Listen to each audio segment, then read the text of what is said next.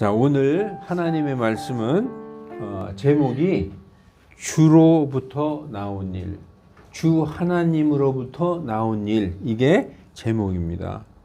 잠깐 기도하겠습니다. 아멘. 여러분, 창세기 24장 읽어 오셨습니까? 안 읽으신 분들도 있을 거예요.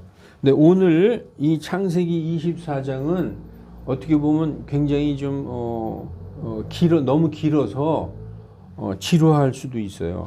이 말씀 듣다가 잠이 살살 오시는 분은 그냥 푹 주무셔도 됩니다. 진짜로 드리는 말씀이에요. 전혀 부담 갖지 마시고 편안하게 그냥 하나님의 교회에 온 것만 해도 나는 감사하다 이렇게 생각하고 잠이 오면 주무시기 바랍니다. 창세기 24장은 이 구약성경 이 창세기가 50장으로 되어 있잖아요. 이 50장 중에서 가장 긴 장입니다.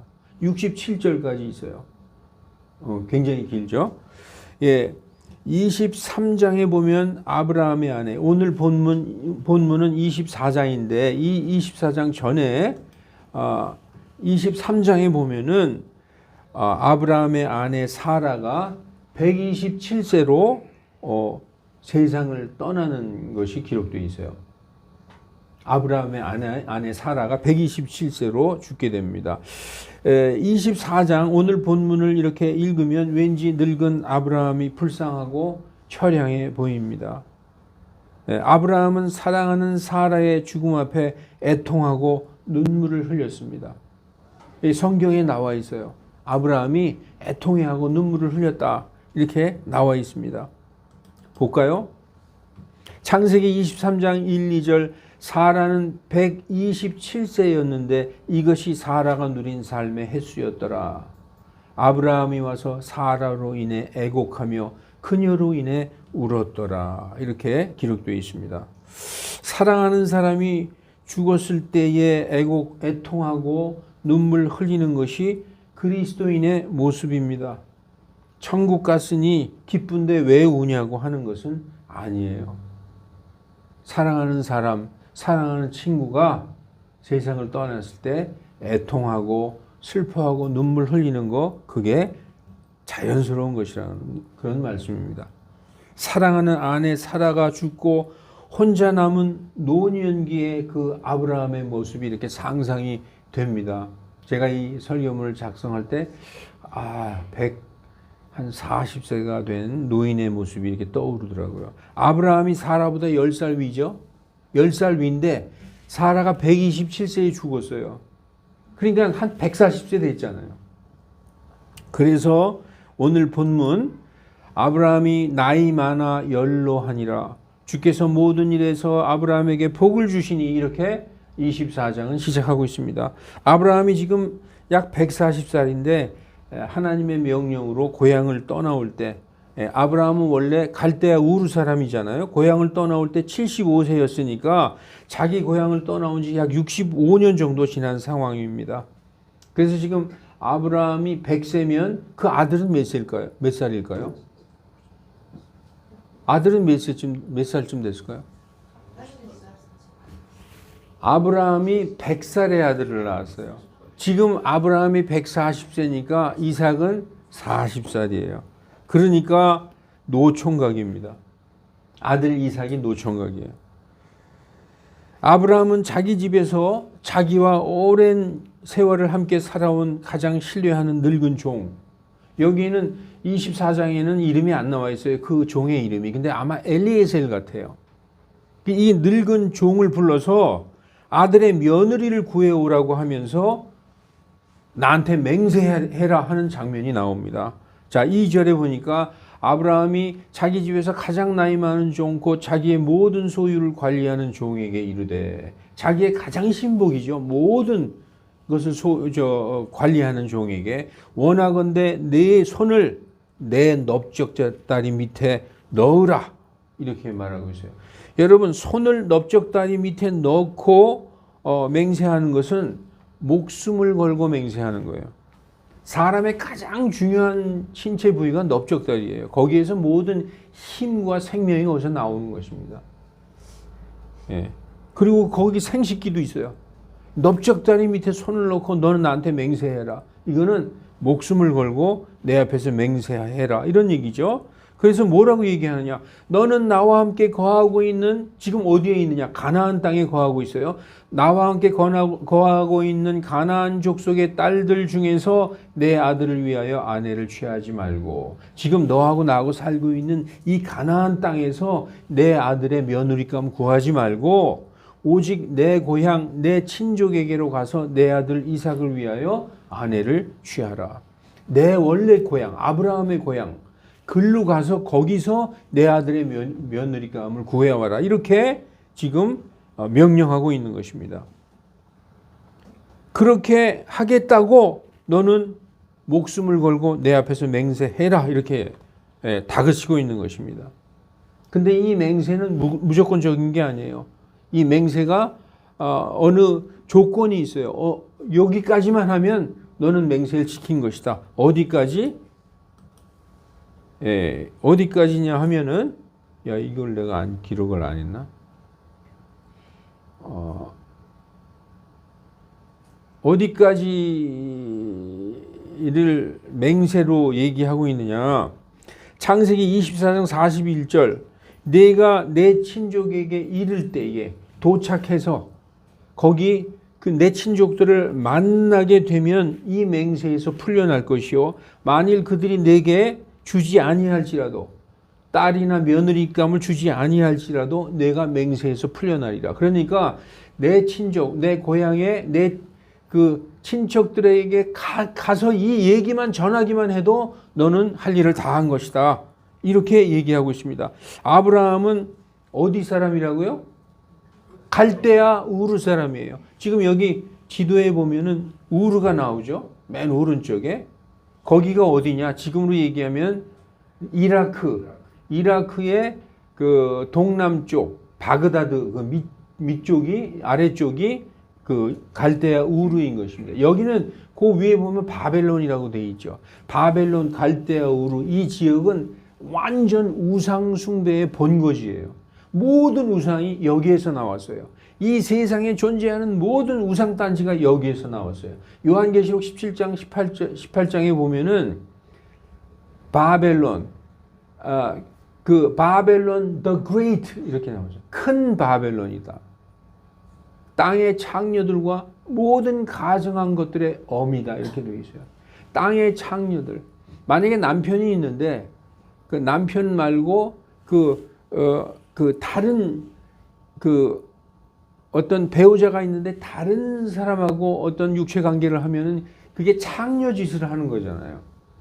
우리가 만약에 하나님 말고 다른 신을 섬긴다. 그건 창녀들과 몸을 섞는 거하고 똑같은 거예요. 영적으로. 그래서 이 바벨론을 땅의 창녀들과 모든 가증한 것들, 거짓말하는 것들의 어미다라고. 그래서 그 아브라함은 이렇게 우상 단지가 우상의 도시에서 자라고 태어났어요.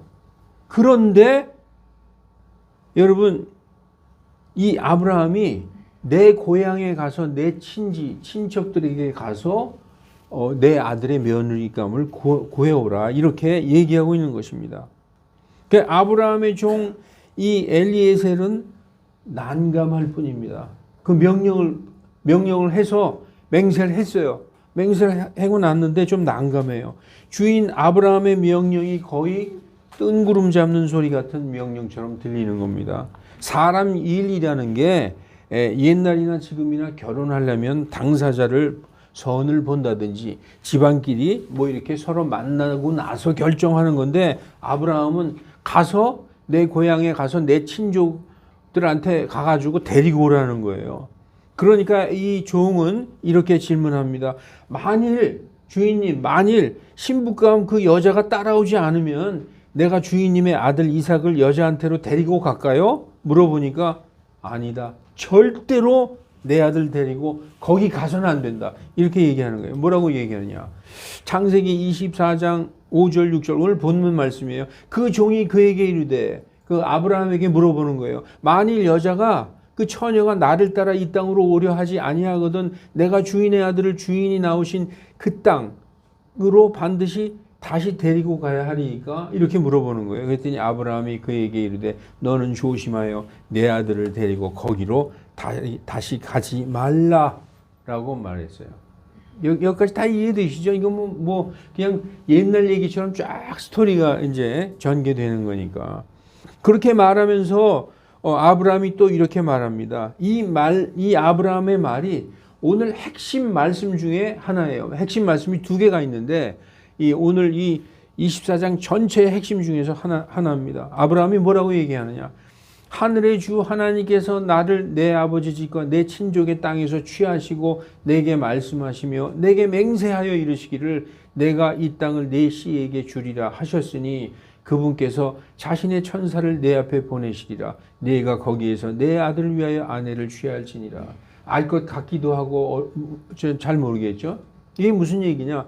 하나님께서 나를 내 고향에서 데리고 나와서 지금 여기 가나안 땅에 나를 세워 놓으셨는데 하나님이 나한테 뭐라고 약속하셨느냐? 지금 너랑 나랑 서 있는 이 가나안 땅을 내 씨에게 주리라고 맹세하셨으니 이삭이 글로 가면 안 되지 않느냐? 거기 가서 그 어떤 여자를 만나서 거기서 눌러 앉아서 살면 안 되잖아요. 여기 지금 이 가나안 땅 너하고 내가 있는 이 땅을 내 씨에게 주리라고 맹세하셨으니 일로 데리고 와서 여기 살아야 된다는 거예요.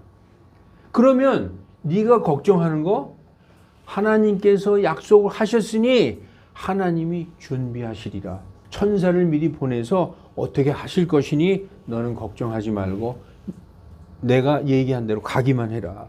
그래서 거기에서 내 아들을 위하여 아내를 취할지니 이렇게 말씀하고 있는 것입니다. 여러분,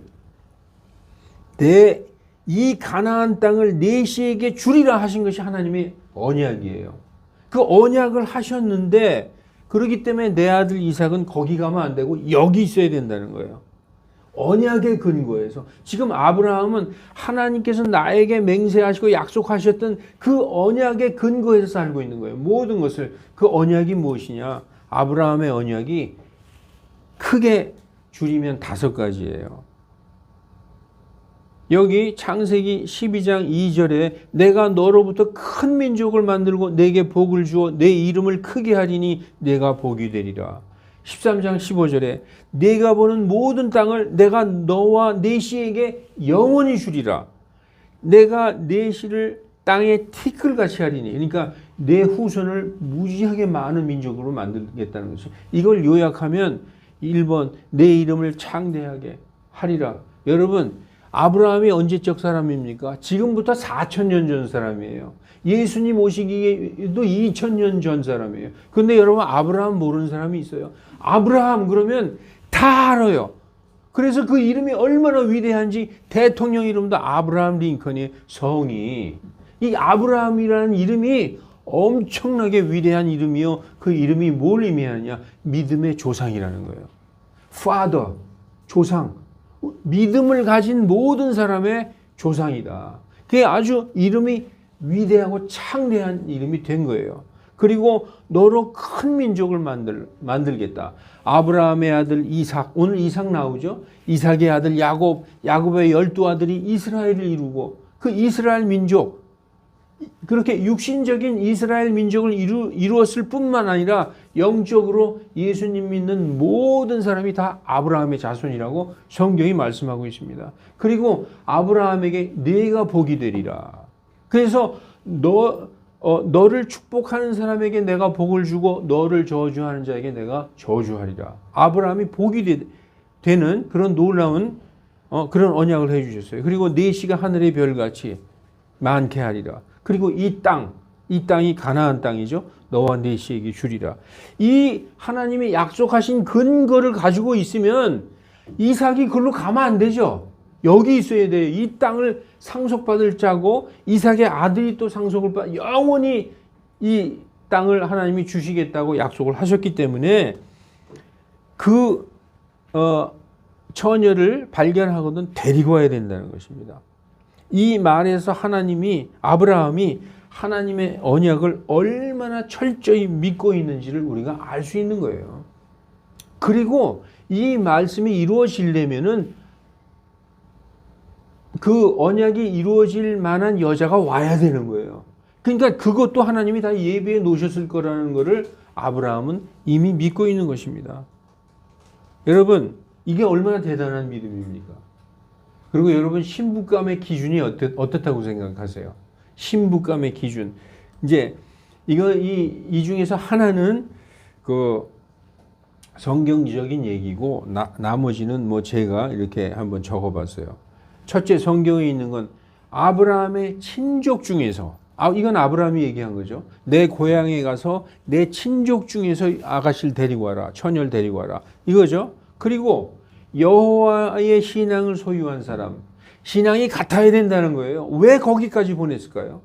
왜 이 가나안 땅에 여자가 없어서, 처녀가 없어서 여기선 안 된다는 거예요. 이 가나안 땅은 바알신, 우상 천지로 완전히 우상 숭배하는 땅이란 말이에요. 여기서 내 아들의 신부감을 구해서는 안 된다는 것이죠. 약간 여러분 지금 의문이 막 있어가지고 지금 머릿속이 복잡할 거예요. 여호와 신앙을 소유한 사람을 데리고 와야 된다는 거예요. 그리고 품성이 선하고 너그러운 여자. 그리고 가장 중요한 미모가 있는, 남자들이 볼 땐 이게 미모가 있으면 딴 거 다 용서가 되는 거잖아요. 그죠? 하여튼 근데 미모가 있어야 돼. 그렇게 이제 이렇게 이 신부감의 기준이 있는데, 그 아브라함의 종, 이 늙은 종이 주인의 넓적다리 밑에 손을 넣고 맹세하고 주인의 고향으로 떠납니다. 그래서 24장 10절에 그 종이 자기 주인의 낙타들 중에 10마리를 데리고 떠나니라. 그의 주인의 좋은 것이 다 그의 손에 있었더라. 그가 일어나서 메소포타미아로 가서 나홀의 도시에 이르러 저녁 때에 여인들이 물을 길러 나오는 때에 자기 낙타들을 도시 밖 우물 곁에서 무릎을 꿇고 앉게 하니라. 여러분, 주인의 명령을 받들어서 떠났어요. 어디로 갔느냐? 메소포타미아로 갔다는 거예요. 갈대 우르로 안 가고 메소포타미아로 갔어요. 여러분, 그 아브라함의 집안을 보면 아브라함의 아버지가 테라예요. 테라에게는 세 아들이 있었어요. 하란이 있었고 아브라함이 있었고 나홀, 이렇게 삼형제입니다. 하란, 아브라함, 나홀. 그런데 이 하란은, 큰아들 하란은 그 아브라함하고 아브라함의 아버지가 그 갈대아에서 떠나기 전에 죽었어요. 제일 먼저, 아버지보다 먼저 죽었어요. 그래서 하나님이 명령하잖아요. 너는 내 고향 친족집을 떠나서 내가 명령할 땅으로, 보여줄 땅으로 가라 했을 때 아버지와 아브라함이 아버지를 모시고 그 다음에 자기 아내와 조카를 데리고 떠났던 것입니다.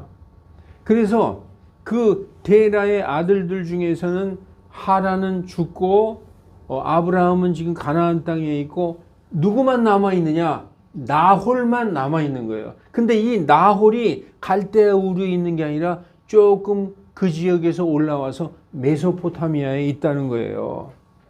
자, 메소포타미아가 어디냐? 여기 밑에, 오른쪽 밑에가 갈대아 우르인데, 제가 잠깐 이거를 좀 써야 되겠습니다.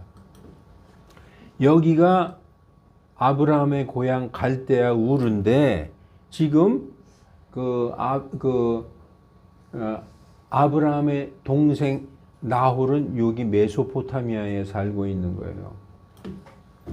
이걸 잠깐 설명을 하면, 맨 처음에 하나님께서 여기 갈대아 우르를 떠나서 가나안 땅으로 가라. 누구에게 먼저 말씀을 하셨느냐면 아브라함의 아버지 데라에게 먼저 얘기했어요. 그 창세기 11장 31절에 보면은 데라가 아브라함을 데리고 며느리 사라를 데리고 손자 롯을 데리고 가나안으로 떠나니라 하는 장면이 나왔어요. 데리고라는 얘기는 그 떠나는 주체가 데라라는 거예요. 만약에 아브라함이 주체면 아브라함이 아버지를 모시고 아내를 데리고 롯을 데리고 떠나는 거잖아요. 근데 창세기 11장 31절에 보면 아브라함의 아버지 데라가 아브라함을 데리고 며느리를 데리고 손자 롯을 데리고 가나안 땅으로 출발했더라 이렇게 써 있어요. 그래서 데라에게 하나님이 명령을 하셨는데, 아브라함의 아버지 데라에게 명령을 하셨는데 가나안 땅으로 가다가 어디에 머물렀느냐? 여기에 머물렀어요. 하란 땅에. 하란 땅에 머물러서 자, 여기 목적지가 여기거든요. 여기가 가나안 땅인데 여기서 갈대 우르에서 이렇게 해서 일로 가야 되는데 이 하란 땅에서 눌러 앉았어요. 눌러 앉아서 죽을 때까지 아브라함의 아버지는 여기서 눌러 앉아서 죽었어요. 205살에. 그런데 여기에서 아버지하고 같이 있다가 아브라함은 자기 아내 사라와 조카 롯을 데리고 이 가나안 땅으로 왔을 때가 나이가 75세였더라라고 성경에 써 있습니다. 그러니까 우리가 유추해 보건대 이 갈대 우르가 우상의 천국인데 이 우상의 천국에서 하나님을 믿는 가족들이 살 수가 없는 거예요. 너무 힘들어서. 그래서 이 우르에서 살던 나홀이 아브라함의 동생이 메소포타미아로 와서 메소포타미아라는 뜻은 강과 강 사이의 땅이란 뜻이에요. 유프라테스와 티그리스 강 사이에 있는 땅. 그걸로 이주해서 와서 아브라함의 동생이 살았어요. 그래서 그래도 어느 정도 아주 그래도 힘이 있는 자죠. 나홀의 도시. 어떤 그 동네가 나홀의 어떤 이름을 딴 도시가 됐으니까 그래도 족장이 되어 있는 것이죠. 그러니까 아브라함은 그걸 알았던 모양이에요. 그래서 내 친족이라고는 이미 형은 죽었으니까 동생 나홀밖에 없는데 거기 가서 거기에서 처녀를 데려오라는 거예요. 그래서 이것을 들은 이 늙은 종은 메소포타미아로 가서 거기에 지금 어느 우물가에 앉아 있는 장면입니다. 여러분 이해가 가십니까? 네. 그래서 그 아브라함의 친족을 찾아서 아브라함에게 남아있는 동생 나홀의 집을 동네를 가서 나홀의 도시에서 여기 나오죠. 나홀의 도시. 나홀의 도시라고 나오잖아요. 그래서 어느 우물가에 딱 앉았어요. 그리고 낙타들도 이렇게 앉게 했다는 것입니다. 그리고 이어서 아브라함의 종 엘리에셀이 기도하는 내용이 12, 14절에 나와요. 여러분 읽어보면 뭐라고 기도하는 줄 아세요? 이 종이 기도합니다. 뭐라고 기도하냐면 하나님 내가 여기 오긴 왔는데요. 어떤 아가씨가 물 길러 와서 물을 기를 때 제가 그렇게 물어볼 거예요.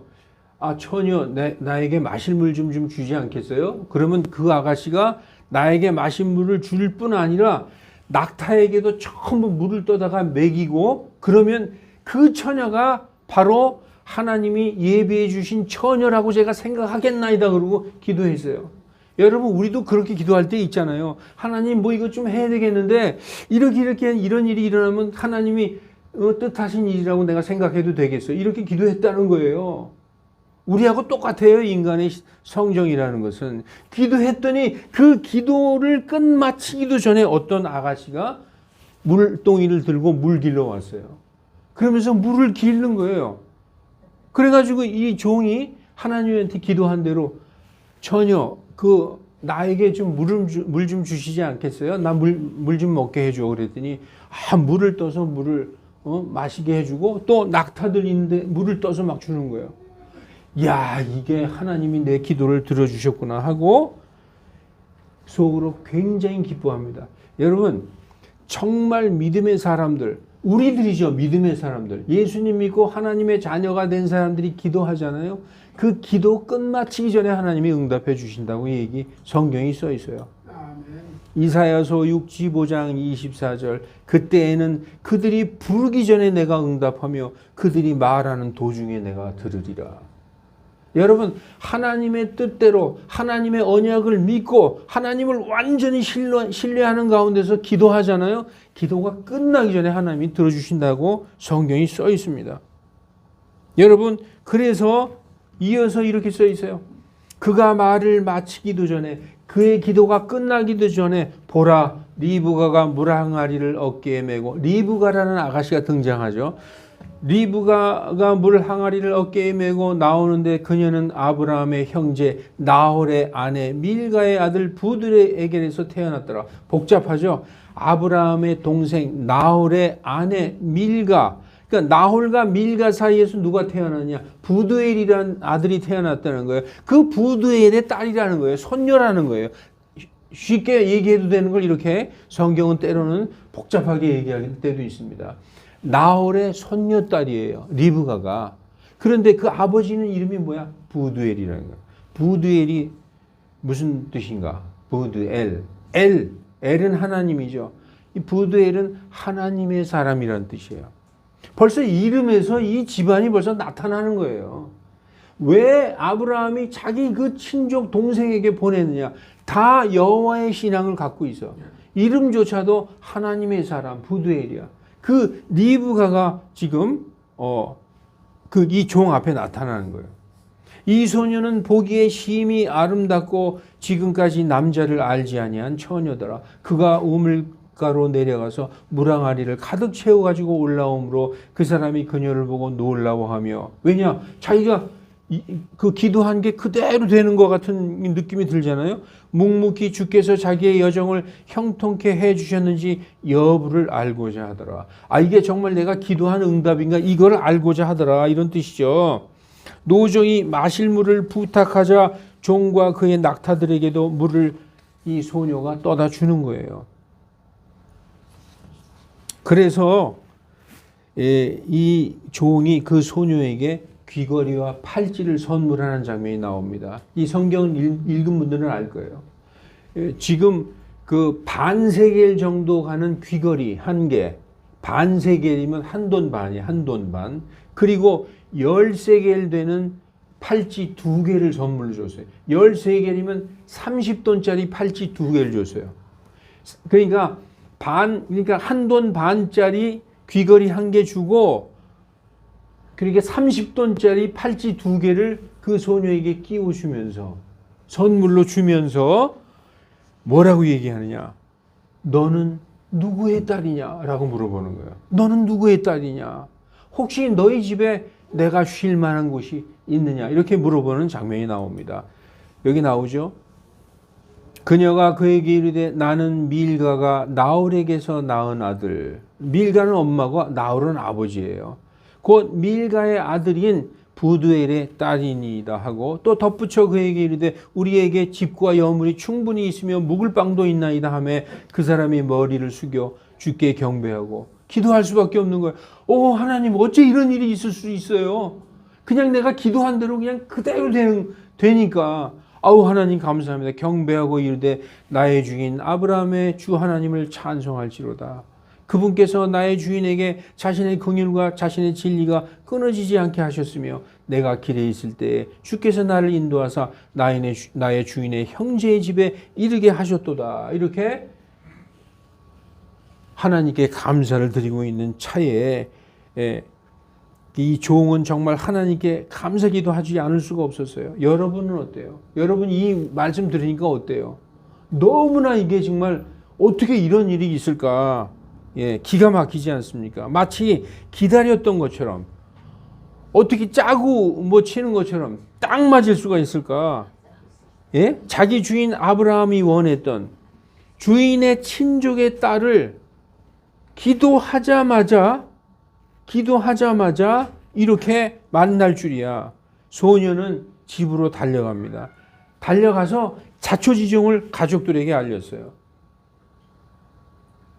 어머니, 오빠, 내가 물 들어갔는데 이러이러한 사람을 만나서 이렇게 얘기를 쫙 했어요. 그랬더니 그의 오빠 라반이 달려옵니다. 그래서 라반이 그 종에게 이르되 주께 복을 받은 분이요 들어오소서. 벌써 하는 얘기가 이게 다 하나님의 사람들이 하는 얘기잖아요. 이게 우상 딴지를 섬기는 도시에서 사는 사람이 이런 얘기가 나옵니까? 벌써 아브라함이 보냈고, 아브라함은 하나님의 사람이고, 이 종 또한 하나님이 보낸 자고, 이렇게 지금 받아들이고 있는 것입니다. 어찌하여 밖에 서 있나이까? 내가 집과 낙타들의 방을 예비하였나이다. 이렇게 얘기하고 있습니다. 전 여러분 처음에 약간 걱정했죠. 아니 이 가나안 땅에서 며느리감을 구하지 말고 이 가나안보다 더 우상단지 우상의 천국인 어째 갈대아 우르에 가서 며느리를 구해 오라고 그러지? 이상하다. 그런데 그게 아니었어요. 아까 제가 말씀드린 대로 그 아브라함의 아버지에서부터 그 모든 아들들은 하나님을 믿는 신앙을 갖고 있는 사람들이었습니다. 그래서 이제 종은 리브가의 집에 초대되어서 음식 앞에 앉았습니다. 이제 상황이 딱 집으로 초대된 거예요. 그래서 그 앞에 먹을 음식을 차려 놓았으나 그 종이 이르되 내가 내 용물을 말하기 전에는 먹지 아니하리이다. 지금 여기까지 와서 자기의 본론이 있을 거 아니에요. 그거를 얘기하려고 하는 거죠. 하니 라반이 그 리브가의 오빠 라반이 이르되 말씀하소서 하매 그가 이르되 나는 아브라함의 종이니이다 하면서 말을 쫙 이제 보따리를 풀어놓는 거예요. 내가 여기 온 목적이 뭔지 그걸 풀어놓는 거예요. 첫째, 나의 주인 아브라함은 하나님이 복 주셔서 크게 되었나이다. 성경에 그대로 있어요. 크게 되었다는 것은 뭐냐? 엄청난 부자가 되었다. 큰 사람이었더라. 그는 동방에서 가장 큰 자였더라. 양이 7,000마리요, 낙타가 3,000마리고, 소가 500결이, 이거 욥기에서도 나오죠. 이 재산이 굉장히 많은 사람을 큰 사람이라고 얘기하고 있는 거예요. 그리고 양떼, 소떼, 은금, 그리고 남종, 여종, 낙타, 나귀들 요즘으로 말하면 건물이 몇 채고요. 부동산이 땅이 얼마나 있고 주식이 얼마나 있고 어마무시한 이걸 다 얘기했어요. 그런데 아들 이삭을 노년에 낳았는데 그 이삭이 모든 아브라함의 상속자입니다. 주인이 자기에게 맹세케 한 일들을 다 얘기했어요. 우리 주인 아브라함이 이 가나안 땅 말고 자기 고향, 이 아브라함의 고향에 가서 며느리를 구해오라고 했습니다. 그래서 제가 여기 도착해서 우물가에서 기도했습니다. 그런데 기도가 끝나기 전에 리브가가 온 것입니다. 그래서 내가 너는 누구의 딸이냐 물어봤습니다. 그랬더니 나홀의 딸, 나홀의 손녀 부두엘의 딸이라고 나한테 얘기했습니다. 그래서 내가 주님께 경배와 찬양을 드렸습니다. 그러니 이제 내가 얘기를 다 했으니까 이제는 당신들의 차례입니다. 당신들이 결정하라 이렇게 나옵니다. 왜냐? 이 목적을 다 얘기했어요. 내가 여기 그 가나안 땅에서 그 사막을 건너서 낙타 10마리를 끌고 여기까지 온 목적을 다 얘기했어요. 그러니 이제 당신들이 결정하소서 하니까 뭘 결정하느냐? 결혼을 할지 거절할지. 그래야 내가 왼쪽으로 가든지 오른쪽으로 가든지 결정을 할 거 아닙니까? 성경이 이렇게 얘기합니다. 그랬더니 창세기 24장 50절 그때에 라반과 부두엘이 응답하여 이르되, 라반은 오빠고 부두엘이 아버지라고 그랬죠. 이 일이 제가 오늘 중요한 핵심 구절이 2개가 있다 했는데 이것이 2번째 핵심 구절이에요. 이게 바로 주로부터 나온 일. 오늘 설교의 제목이기도 합니다. 주로부터 나온 일이라는 거예요. 이 사람들이 뭐라고 얘기하는지 이걸 한번 들어보세요. 이 일이 주로부터 나왔으니 우리는 그대에게 나쁘다 좋다 할 수 없노라. 이게 엄청난 얘기죠. 이게 하나님이 하신 일이면 우리가 된다 안 된다 얘기할 건데기가 없다는 거예요. 이건 뭐예요? 하나님이 하신 일이면 무조건 순종해야지 무슨 우리가 되니 안 되니 이런 소리 할 게 아니라는 거예요. 이게 벌써 믿음이 완전히 하나인 걸 보여주는 거 아닙니까? 보라, 리브가가 그대 앞에 있으니 그녀를 데리고 가서 주께서 말씀하신 대로 그녀가 그대의 주인의 아들의 아내가 되게 하라 하매 아브라함의 종이 그들의 말을 듣고 땅에 엎드려 주께 경배하며. 누구에게 경배했다고요? 하나님. 이 모든 게 자기는 이게 뜬구름 잡는 일 같이 거기 가서 무슨 내 친족의 아가씨를 데리고 오라 그러는데 내가 이거 어떻게 하지 막 고민했는데 이게 벌써 자기 주인이 말씀하신 대로. 자기 주인이 뭐라 그랬어요? 주께서 자신의 천사를 미리 보내실 것이다. 다 하나님이 다 예비하신 일이라는 거예요, 이게. 그래서 아브라함의 종이 경배했다는 것이죠. 그리고 은보석과 금보석과 옷을 가져와 리브가에게도 주고 그녀의 오라비와 어머니에게도 귀한 것들을 주니라. 이렇게 말씀하고 있습니다. 이제 거의 끝났어요. 너무 지루하죠? 그런데 그의 엄마와 오빠가 뭐라고 얘기하느냐? 그런데 한 열흘만 우리와 있게 하라. 지금 이제 가면 이제 언제 볼지 우리가 어떻게 아느냐. 그러니 우리 딸, 우리 동생과 열흘만 지내게 해달라. 그랬더니 이 종이 나를 가게 하소서. 나를 막지 마소서. 왜냐? 하나님으로부터 딱 결정된 일이고 모든 게 다 밝혀졌으니 당장 가야 되겠다는 거예요. 그러니까 뭐라고 얘기하냐. 그러면 그 아이를 불러다 한번 물어보십시다. 본인의 의사를. 그렇게 이제 나오는 겁니다. 그래서 창세기 24장 58절에 리브가를 불러서 그녀에게 이르되 내가 이 사람과 함께 가려느냐 하니 그녀가 이르되 뭐라고 얘기합니까? 가겠나이다. 여러분 놀라운 일 아니에요? 이게 젊은 처녀가 태어나서 처음 본 사람과 본 적도 없는 신랑을 만나러 뭐 이 온 사람이 너무 잘생겨가지고 쫓아가는 것도 아니고 할아버지가 왔는데 본 적도 없는 신랑을 만나러 사막을 건너는 먼 길을 가겠다는 것입니다. 이 장면에서 여러분 누가 떠오르십니까? 아브라함하고 똑같아요. 아브라함 하나님이 너는 내 본토 친척 아비 집을 떠나서 내가 너에게 보여줄 땅으로 가라 그랬더니 아멘 그러고 갔잖아요. 이 지금 리브가가 하나님이 하신 일이다. 가겠나이다. 바로 결정을 한 것을 우리가 볼 수 있는 것입니다. 그녀가 즉시 가겠다고 얘기하는 거예요. 순종하겠다는 것입니다. 그의 가족도 이 일은 하나님에게서 나왔다. 이렇게 대답하지 않습니까? 그래서 이제 리브가를 낙타에 태워서 쫙 사막을 건너서 그 가나안 땅으로 갔습니다. 어느 날 이삭이 들에서 이렇게 날이 질 무렵에 이렇게 묵상을 하고 있는데 저기서 낙타 한 여러 마리가 이렇게 와요. 누가 타고 있어. 자기 종과 어떤 사람 하나 타고 있는데 가까이 보니까 어떤 젊은 여자가 오는 거예요. 그런데 이 리브가가 우리 쪽으로 저렇게 걸어오고 있는 사람이 누구십니까? 라고 종에게 물어봐요. 그랬더니 우리 주인의 아들입니다. 그러는 거예요. 그러니까 리브가가 딱 내려서 낙타에서 내려서 그 뭡니까? 그 얼굴에 쓰는 거 망사 베일 읽은 사람은 베일이라고 얘기하는 거예요. 베일을 딱 썼어요. 쓰고 그 자기 남편 신랑 될 사람을 가서 이제 만나는 거죠.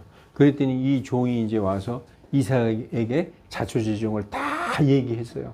그래서 이 리브가가 주인님의 배필입니다. 이렇게 이제 얘기한 거죠. 그랬더니 뭐라고 이제 이게 67절 맨 끝절에 이삭이 리브가를 자기 어머니 사라의 장막으로 데려가 그녀를 취하니 이 동네 결혼법은 좀 이상한 것 같아요. 그녀가 그의 아내가 되었더라. 뭐 결혼식도 안 하고 그냥 일단 아내가 된 거예요. 이삭이 리브가를 사랑하였으며 자기 어머니가 죽은 이후에 이삭이 위로를 얻었더라. 아브라함에게 사라가 있었죠. 이삭에게는 리브가가 있는 거예요. 이 사라는 히브리서에 보면은 정말 믿음의 여인으로 이 다른 여성을 칭찬한 적이 없어요. 그 사라는 아브라함의 아내로서 정말 믿음의 사람. 그 아브라함이 있기까지 그 사라의 내조가 있었던 것입니다. 그와 같은 리브가가 이삭의 아내가 된 것입니다. 자, 이제 말씀을 정리하고 마치겠습니다. 사랑하는 성도 여러분, 결혼을 앞둔 자녀가 있습니까? 아니면 본인이 결혼을 앞두고 있습니까? 오늘 아브라함은 하나님과 언약을 맺은 사람으로서 그 언약이 자기 후손 대대로 이어질 것을 알고 있었어요. 아까 우리 언약을 살펴봤잖아요. 그래서 아들 이삭에게 그 언약에 합당한 아내를 맺어줘야만 했습니다. 하나님의 언약이 쭉 이루어질 그런 아내. 그래서 자기 아내 사라처럼 하나님을 믿고 그분의 언약에 충실한 여인을 얻어줘야만 했어요. 그렇기 때문에 이 가나안 땅에서는 얻어줄 수가 없어요. 이 가나안 땅은 바알신, 그 모든 우상이 들끓는 지역이기 때문에 여기에 처녀는 얻어줄 수가 없었다는 것이죠. 그래서 리브가는 하나님께서 준비하신 처녀였습니다. 우리는 자녀의 결혼 문제에 있어서 그냥 지들 만나서 서로 좋으면 결혼하고 사는 거지 뭐라고 생각할 수 있어요. 그러나 이 말씀을 읽어보면 그리스도인들은 예수님을 믿음으로 말미암아 아브라함의 언약을 계승하는 사람들이라는 거예요. 그건 아브라함과 이삭의 얘기지 우리와 무슨 상관이 있나? 천만의 말씀. 이거 지금 우리 얘기를 하고 있는 거예요. 여러분, 예수님 믿고 구원받은 사람들은 아브라함의 언약을 그대로 물려받은 사람이라는 거예요. 그래서 우리가 여러분 각 사람이 이삭이라는 거예요. 이삭과 똑같은 사람이라는 거예요. 이삭은 아브라함에게 이삭이 있었고 이스마엘이 있었지만 이스마엘은 상속자가 될 수 없는 거예요. 오직 이삭만 상속자가 될 수 있는데 예수 믿고 구원받은 각 사람이 바로 상속자의 자격이 있는 이삭이라고 성경은 말씀하고 있는 것입니다. 갈라디아서 3장 14절 이는 예수 그리스도로 말미암아 아브라함의 복, 아브라함의 언약 아까 그러죠. 내가 이름이 창대하게 돼 이 땅을 너에게 주리라 내 자손이 땅의 모래처럼 많은 이런 모든 아브라함의 복이 이방인 우리에게 오게 된다는 거예요. 누굴 통해서? 예수님을 믿는 것을 통해서. 그래서 이 아브라함의 얘기는 우리와 상관없는 전설 따라 삼천리가 아니라 우리의 얘기를 지금 하고 있는 거예요. 그래서 우리가 믿음으로 말미암아 약속된 성령을 받는다. 여러분 그러면 암만 생각해도 내 머리로는 이해가 안 됩니다. 그럼 우리가 가나안 땅을 상속받아야 되는데 아브라함의 언약은 아브라함의 후손들이 가나안 땅을 영원히 상속받는 거예요. 예수 그리스도가 오신 후에는 육체적인 언약이 아니라 영적인 언약이라는 거예요. 마음의 언약이야. 그래서 가나안 땅보다 더 좋은 영원한 땅을 상속받는데 그 영원한 땅이 어디 있느냐? 하늘에 있다는 거예요. 그 하늘에 있는 영원한 하나님의 나라를 여러분 가나안 땅에서 육신적으로 상속받으면 100살 있으면 그거 우리하고 상관없는 거예요. 죽으니까. 근데 그거보다 더 좋은 것을 우리에게 예배해 주셨어요. 영원한 상속, 영적인 상속. 그것이 우리가 죽어도 영원히 거할 그 하나님의 하나님이 우리를 위해 예배해 주신 천국이라는 것입니다. 그래서 그리스도 개개인은 성경에서는 이삭 같은 약속의 자녀들, 상속자라고 얘기하고 있어요. 상속자. 자, 보십시오. 갈라디아서 4장 28절 형제들아 이제 우리는 이삭과 똑같은 약속의 자녀다라는 거예요. 그래서 우리가 왜 예수님을 믿고 왜 천국에 들어가는 게 성경에는 상속받는다고 얘기하고 있어요. 왜 상속을 받느냐? 우리가 아들이기 때문에 아버지 것을 상속받는 거예요. 그래서 우리가 이삭과 똑같은 약속의 자녀다라고 말씀하고 있습니다.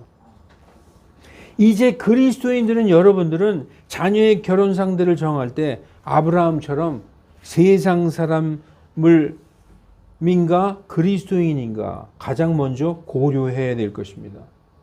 아브라함은 가나안 땅에서 내 아들의 아내를 구해줘야 되는지 아니면 멀리 가서라도 하나님을 믿는 내 친족 가운데서 처녀를 선택해서 아들에게 주어야 될지 이것을 생각할 때 단호했어요. 거기 가서 구해와라. 여러분 어떻게 하시겠습니까? 이 세상에서 지들이 좋으면 알아서 결혼하는 상대를 결혼 상대로 주시겠습니까? 아니면 보낸다는 건 뭐예요? 하나님을 믿는 자를 선택해서 주시겠습니까? 여러분 왜 얘기를 안 하세요? 어떻게 하실 거예요? 그러죠? 지금 성경은 그걸 얘기하고 있는 거예요. 그래서 여러분 고린도후서 6장 14절에 너희는 믿지 않는 자들과 맞지 않는 멍에를 함께 매이지 말라 이렇게 써 있어요.